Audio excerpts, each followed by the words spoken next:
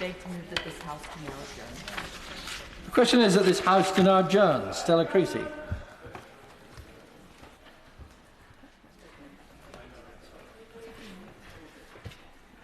Thank you, Mr Deputy Speaker. This government is intending to introduce a charge of £40 a time to import things from the EU into the UK from April. Now that might come as a surprise to many businesses because they don't really know about it. Most of our constituents most likely don't, and I think that's because the government isn't even really sure it wants to do it.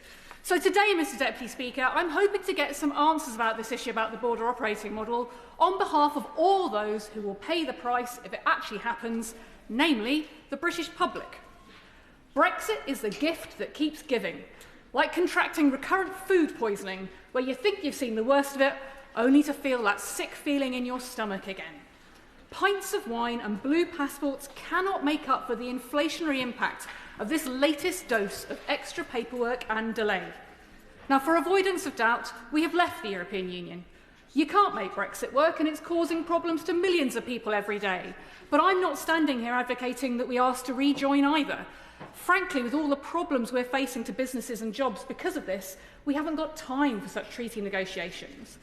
But this debate today is about what this government is doing now to manage our borders and the very real consequences of what their decisions they're making to food security, the cost of food, and indeed the nutrition of food. Because the UK at present imports around 46% of our food. We're self-sufficient for 54%. Our trade with other countries is the reason why we have both food to eat and we're not all just eating turnips and cabbages, delicious though those homegrown delicacies are. In 2021, we imported £10 billion worth of fruit and vegetables from the EU, £6 billion worth of drinks, and the same amount of meat. The EU accounts for 90% of all the dairy, beef, egg and pork products coming into the UK, and nearly 2/3 of all the food and feed not of animal origin. And 40% of that is just from 4 countries, the Netherlands, Ireland, Germany and France. Little wonder Brexit has already hit our food prices and supply. Research from the Centre for Economic Performances at the LSE shows that. We all saw the empty shelves and rationing. And businesses are clear it's Brexit, not Ukraine and the energy crisis, that is pushing up the prices in production and causing all those problems. And all of that is before we've even got onto new import controls. It's the combination of higher transport costs, supply chain designs, custom complexity and reduced volumes. So whatever you do at the border will be critical to our capacity as a nation to eat more than porridge, given that oats is one of the few things we produce 100% of what we consume. And let's not pretend that other countries can pick up the slack for us. Because although the government is negotiating free trade agreements with 6 other countries and has 2 agreed, these will not be able to replace the food we import from the EU. And if we care about animal welfare, we should want to work with the EU, because they still have equivalent animal welfare standards, contrary to Australia and New Zealand, where food can now be imported tariff-free without any equivalence to our welfare standards. Frankly, geography matters, which is why adding more friction into that process will not only lead to shortages and delays, but also inflation and costs for everyone. Now, under this Tory hard Brexit, we left the EU customs union, the single market and the VAT area, and we've been threatening our own customs controls ever since. But understandably, as business will tell you, they've been driven mad by the fact these have been postponed 5 times. And in the meantime, we've all been stuck for the bill for the checkouts. The white elephants of Brexit that stand empty at our expense, as the government has spent over £700 million on border facilities and jobs. Sevington in Kent has cost £154 million, with £70 million on the border control post infrastructures alone. Portsmouth, £25 million, £12 million on Holyhead, £3 million on North Weald. Communities, I'm sure, would rather use the money for something else. In theory, all of this is going to change finally this year. In just 12 days' time, businesses will have to, if they want to import pork or beef, they will need a health certificate for their product. Also, if they want to import reindeer, camel and frog's leg, according to the list, or cream, or yoghurt, or flour, or beeswax, but not honey, and paws of animals too. All of that means finding a vet who will sign one of these health checks. Ministers have told me that over half the expected annual cost of this scheme to businesses will be of the £330 million will be these certificates. But they've also said it's not as bad as the more onerous tracking system they were previously suggesting that would have cost businesses £520 million a year. Frankly, Mr Deputy Speaker, that's like me arguing with my kids, telling them they should be grateful I've let them keep the bell on the lint bunny because originally I was going to take that too, along with all of the chocolate. Health certificates is one thing. The government has also been consulting about introducing a charge to cover the cost of this scheme, the so-called common user charge. Now that is planned for April, just 100 days away. And the consultation says it could be £43. It might be less, it might be more. But I think most of us agree for British businesses, knowing whether or not it's coming in at all in 100 days' time would be quite helpful, as well as what it is. Now that is intended to apply to each consignment, a fee whether the import is one leg of lamb or a van full of reindeers and frogs' legs. With 65% of lorries coming into this country carrying multiple consignments, something called groupage, it's very clear how expensive this way of applying this charge will be.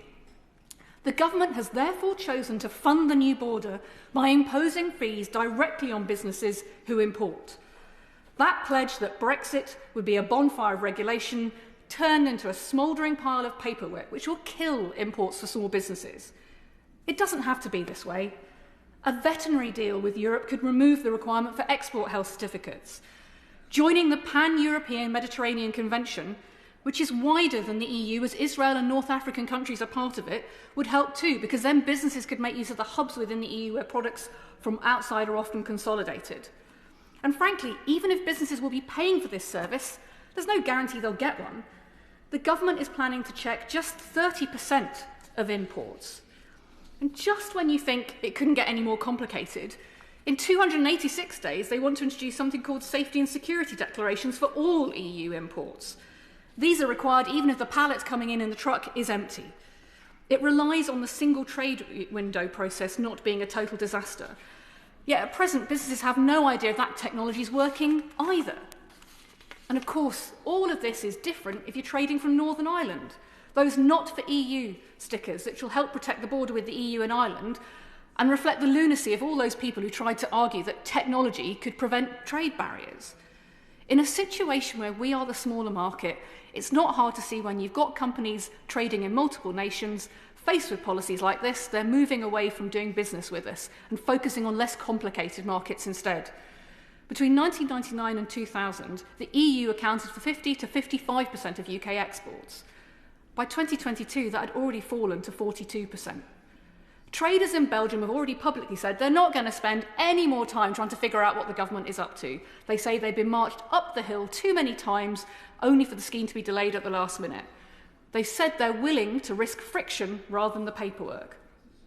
The Institute for Export and International Trade point out that over 20 different set measures will come into force between the end of September last year and this year for when it comes to imports. And the freight representatives point out that if the lorry drivers need to go through the same entry and exit systems, they will be in the queues behind the school kids and the holiday makers going under checks, stuck behind those school coaches with all the knock-on effects for the pickup and transportation of imported consignments. They said they estimate this would create around 70 miles of freight traffic, turning Dover into a literal lorry park. Little wonder Nicola Mallon, Logistics UK's head of trade policy, says businesses have still not been given all of the detail and guidance they need to plan and prepare. There is a high risk of delays, traffic congestion, higher prices and reduced choice for consumers.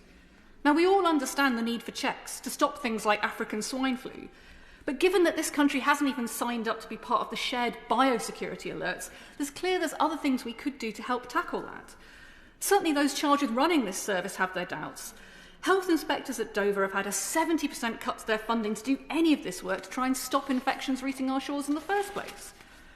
Those in Dover would know about all of this because they're in the front line. Goodness knows what's happening in the West Coast ports, which are operating to a different timetable, which will open up further loopholes and complications, with ports like Holyhead, Pembroke and Fishguard, which are the land bridge to Ireland, also facing confusion.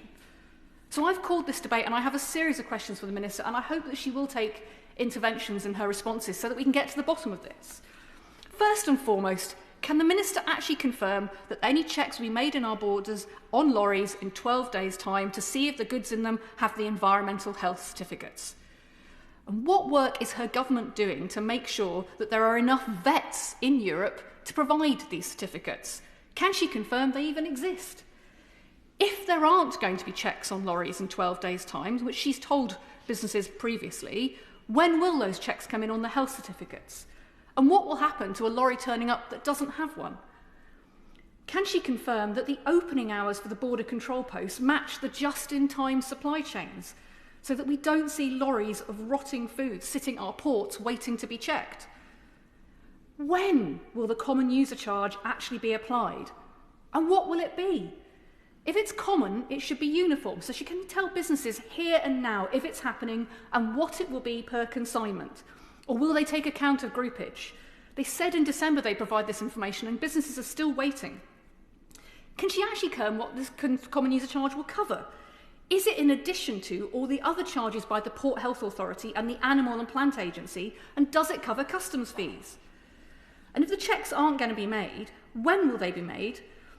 And what will she do about traffic management in Kent? Currently there are 40 inspectors in the Port of Dover. How many has her department assessed are needed? And why are only 30% of them being checked if this is about biosecurity? And what will they do if a lorry goes to the wrong port, if they try and shop around? Because does she expect different border control ports to charge the same fees for their services, or will they set their own? And how do you stop those lorries from trying to game the system? Can she tell us about the status of the single train window project and whether Fujitsu is involved in its delivery at all? And the government has admitted that this is going to cause inflation, but are trying to claim that it's just going to be 0.2% over 3 years. Now, in their response to me, they said that that will depend greatly on how businesses adapt their business models and supply chains to integrate the new controls regimes, putting the pressure on business to pay for the government scheme. So can she clarify what the variation might be if businesses don't do that, and what that's been calculated into inflation if they can't get to grips with the government's new system? And will she tell us what impact her department is predicting this will have on food prices in that first year? Not over 3 years, but in that first year. Why won't this government come clean on the data sources they are using to make these calculations? What commercial confidentiality behind calculating inflation and the impact of these policies possibly trumps the public's right to know how expensive it's going to be to put food on the table? Now, the Minister will no doubt say that an outbreak of foot and mouth would cost business more than this scheme, but will she set out what the cost of administration of this project separate to the health checks are that they've calculated? And can she clarify with the West Coast what the timetable for introduction of their port charges are going to be and what the difference in the regime will be for them? Will she explain why the government hasn't negotiated a veterinary deal, or even when they're looking at the Pan-European Mediterranean Convention to try and solve some of these problems without giving businesses all this extra pacework? And above all, what is she doing to warn the public about the impact this could have on their food supply and costs? Or is she prepared to say, here and now on the record, there will be no delay in food provision, no shortages, and no increase in prices? Mr. Deputy Speaker, nobody wants to eat meat that's been sitting in the docks or fed beeswax that's been off, even if it has a health certificate when it started its journey. The UK has already dropped from 4th in the World Bank Logistics Performance Index to joint 19th because of what's happening. The main challenges result from border friction, which is contributing to this decline in the just-in-time supply chains and efficient customs. It doesn't take a rocket scientist to work out that this will clearly make things harder for British business. No wonder it's been delayed 5 times. With so many people struggling with the cost of living crisis, surely the best thing to do is to think again. It will make things harder for British business and a nightmare at worst. So I ask the Minister, will she give people some relief and say it's off again? Minister, Rebecca Park. Thank you, Mr. Deputy Speaker. Let me just give myself some space here. And I thank my honourable friend for securing this important debate today. And the upcoming implementation of the first phase, which I must stress, first phase, of the Border Target Operating Model is a really important milestone for the UK, as she will know, and it does reflect a long period of intensive work across government. And I'm actually really pleased to have the opportunity to talk about what's in place and address some of the issues that she's raised. But I think she'll accept that that was a very, very long list of questions, and I'll do my best to answer some of them, but if I don't get to cover them all, I will ensure that she gets some written answers. So I hope that is acceptable. So introducing biosecurity controls on imports is not optional. Now that we've moved away from the EU's rigid biosecurity surveillance and reporting systems, we are responsible for protecting our own biosecurity for threats like African swine fever, which obviously is really serious for our pig industry, and Xylella, really important, well, terrible if we got that into this country in terms of our plant communities. Threats which could devastate UK industries. They could cause really significant environmental damage, public health, and wider damage to the economy. And she mentioned that geography matters. Well, she's absolutely right. That's why we're taking this so seriously, because we do have to keep these threats out of our country. Biosecurity controls are also essential to protect exports and our international trading interests, and our trading partners want to be reassured that we maintain the highest biosecurity standards. I did actually just want to add, of course, we do also have the option to introduce additional controls if there are diseases and that we really need to get a grip of. So we actually introduced some additional measures on swine fever back in 2022, as I'm sure she will know. It shows how importantly we take that. The overall ambition of the border target operating model is to introduce robust risk-based controls which protect biosecurity whilst reducing the administrative and the cost burdens for the importers, and recognising the introduction of these essential new controls could pose challenges for businesses. We developed the border target operating model in extensive consultation with industry, including with many SMEs, which I'm sure the Honourable Member is aware of. And during that design phase, we actually had 10,000 participants joining our many stakeholder events. We received 200 written responses to our invitation to comment through our online portal, and we had over 650 detailed responses at focus sessions with food retailers, producers, the logistics sector, and many others. We've also responded to the feedback that we received, as will be evident in the implementation of the first phase of the border target operating model from the 31st of January this year. So, for example, we have designed a new certification logistics pilot to support movement of goods from hubs in the EU. We've provided further facilitations and guidance for importers using groupage models. She referred to groupage models. That's where a lorry delivers a whole lot of different products in one lorry. So we've done that in terms of moving sanitary and phytosanitary goods into the UK, and the whole aim of that is to make the whole system of certification much more streamlined. The phased approach implementation will allow businesses time to familiarise themselves with the new requirements before full implementation, which is on the 30th of April this year. And these will make the process of complying with the sanitary and phytosanitary controls easier for a wide range of businesses, including SMEs. So, for example, the certification logistics pilot will allow certain businesses moving goods by groupage to use a single export health certificate from the point of origin through to the goods arrival in Great Britain. And amendments and simplification of export health certificates will mean individual certificates can now cover multiple types of animal products, which should, certainly help. And some of those groups, for example, dairy or cheeses.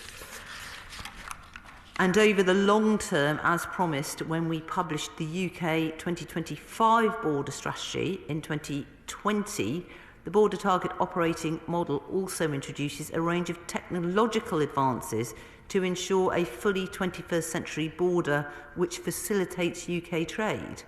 And the development of the single trade window will make the process of importing to the UK simpler and more streamlined, enabling importers to meet their border obligations by submitting information only once. Just to clarify as well, that this system, the single trade window, will be coming in later. A platform is being developed, as I'm sure she knows. HMRC are working on that. Ultimately, the border target operating model achieves the lowest regulatory obligations for businesses, consistent with the need to protect biodiversity and public health. In addition to specific facilitations and better use of technology and data, this is achieved through a more proportionate approach to risk.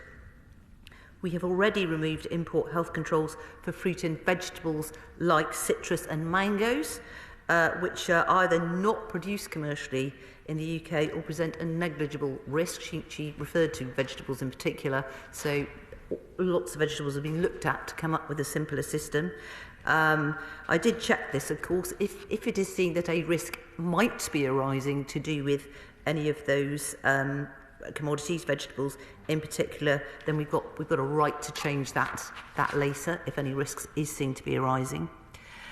For low-risk animal products, as a matter of routine, we will only require electronic pre-notification, which is already in place.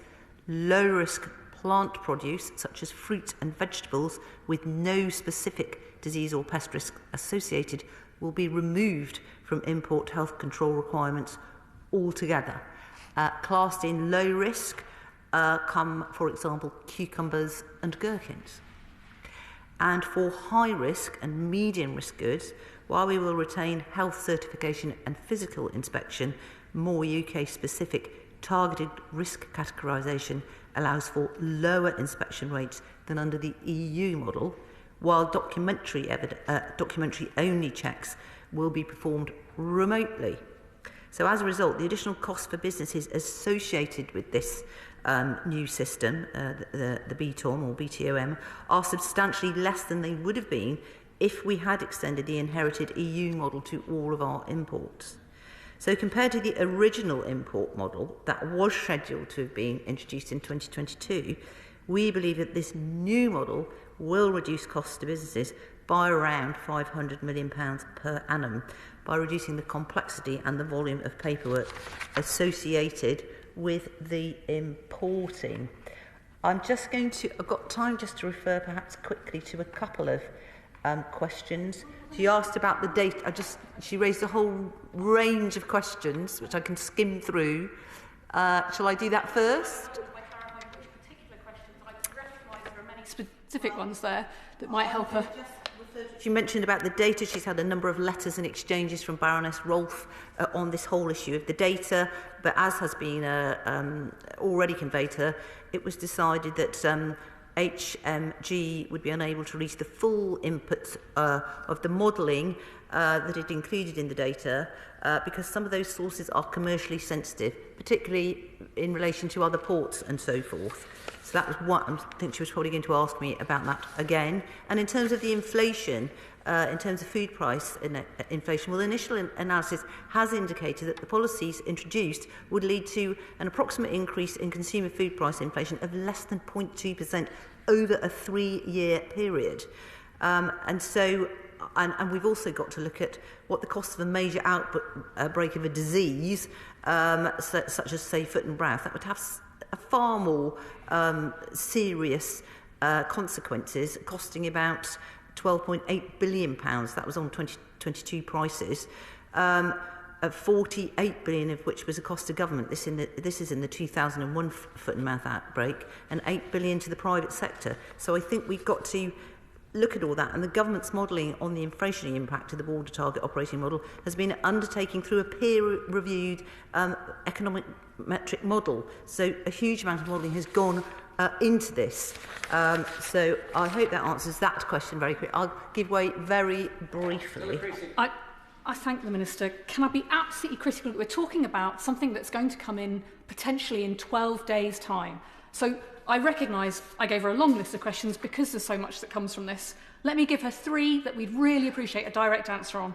What checks will be done in 12 days' time at our border on the lorries? Will there be any checks at all on the health certificates? What will the common user charge be in April, in 100 days' time? What will businesses have to pay to import? And will she say, on the record, here and now, that there will be no impact on food pricing or food availability in the UK as a result of these policies? Yes or no? Rebecca Hart. On the last question, of course, I've given her the information about what our modelling highlighted about the potential approximate increase of food price inflation, less than 0.2% over a 3-year period. That's what our modelling demonstrated. In terms of the lorries, the port lorries, and the checks from January, health certificates will be provided on needed on medium and high risk goods. There will be a change in the pre-notification methodology, but not on introduction of the new requirement. There will be a sample of remote documentary checks which will needed on some medium risk consignments. And obviously we'll be educating and working with businesses still about what they need and how to comply. I think what I'm going to say is we will definitely write to her if there's any further information, because it's very detailed, to try and race through the answers here, and we will obviously be getting back to her on that. So I think on those grounds, I thank her for raising these issues. Obviously, it's a whole new regime for business to get used to. I think I've laid out that this is a much simpler system, more transparent and risk-based, and it was based on a great deal of consultation. So I shall leave it there, Mr Deputy Speaker, and thank you. Stella Creasy. Thank you, Mr Deputy Speaker. Can I just put on the record on behalf of British business, this is mad. We're talking about in 12 days' time, and trucks do not know whether they will need to provide a PDF of this check or not at the border. In 100 days' time, there will be a charge, allegedly, but nobody knows what that charge will be, so nobody can factor that into their costs, let alone, I'll happily intervene. You know, if the Minister can tell us what the charge is. If the Minister can, please do. This is set on the record about the common charge is not set yet, and we've consulted on a rate and we'll be publishing the rate immediately. There will also be no checks on the border, and documentary checks, as I said, actually will be remote. So there's going to be no stopping of consignments. So there we have it. In 12 days' time, businesses will have to pay for these certificates, but they won't be asked to provide them. And in 100 days' time, they might have an extra cost. They don't know what it is. Mad. Order. The Minister has sat down. I took it that the Honourable Lady was giving way, so I allowed the Honourable Lady to come in, but she now clearly has sat down. So that is the end of the debate. The question is that the House do stand adjourned. Does many of that opinion say aye? Aye. Contrary, no? Ayes have it. Order.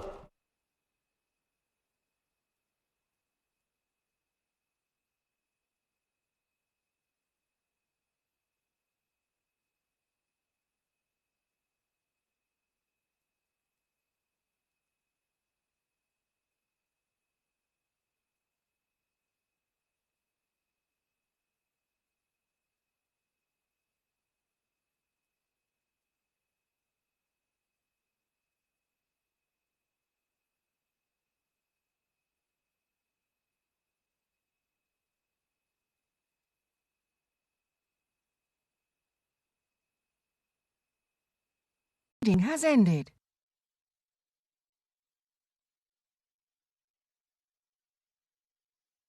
The proceeding has ended.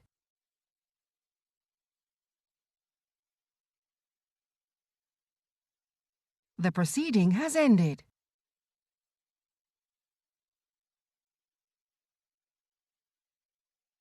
The proceeding has ended.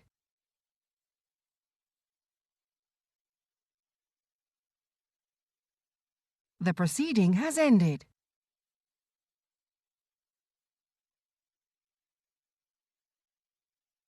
The proceeding has ended.